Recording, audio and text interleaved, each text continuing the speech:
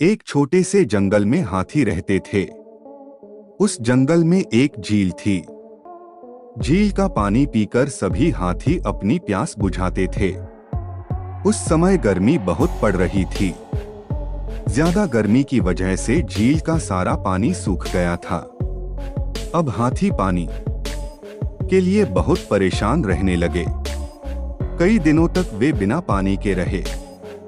एक दिन उनमें से एक हाथी जोर से कहता है, अब आप सब चिंता मत कीजिए, पानी मिल गया है। यह सुनकर सभी हाथी बहुत खुश हो जाते हैं और कहते हैं, तुम्हें कहाँ मिला पानी? वह हाथी कहता है, यहाँ से थोड़ी दूरी पर एक नदी है, चलो मैं तुम सबको अपने साथ ले चलता हूँ। सभी हाथी उसके पीछे जाते हैं और पेट भरकर नदी का पानी पीते हैं। उस नदी के पास बहुत सारे चूहे रहते थे। हाथियों के वजन की वजह से कई सारे चूहे मर जाते हैं।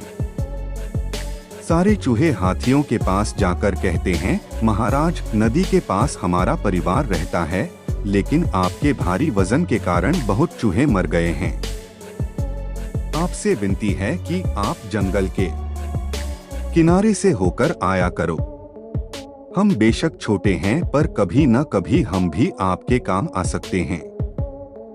उनमें से एक हाथी हंसते हुए कहता है, तुम इतने छोटे हो, तुम हमारे क्या काम आयोगे? हाथी कहते हैं, ठीक है, हम जंगल के किनारे से आया करेंगे।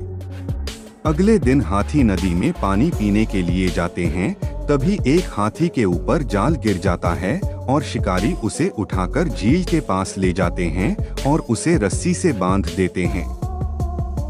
सभी हाथी चूहों के पास जाते हैं और उन्हें सारी बात बता देते हैं। चूहे कहते हैं, आप चिंता मत कीजिए, हम आपकी मदद करेंगे। रात होते ही चूहे उस हाथी के पास जाते हैं।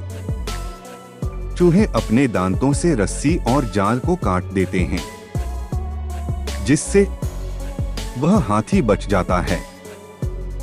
यह वही हाथी था जिसने उन चूहों का मजाक उड़ाया था।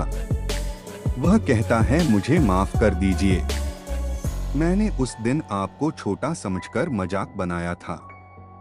आज आपकी वजह से मेरी जान बची है।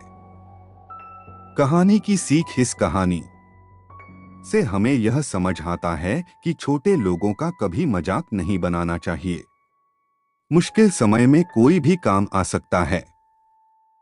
जो काम चूहों ने किया था, वह काम हाथी कभी नहीं कर सकते थे।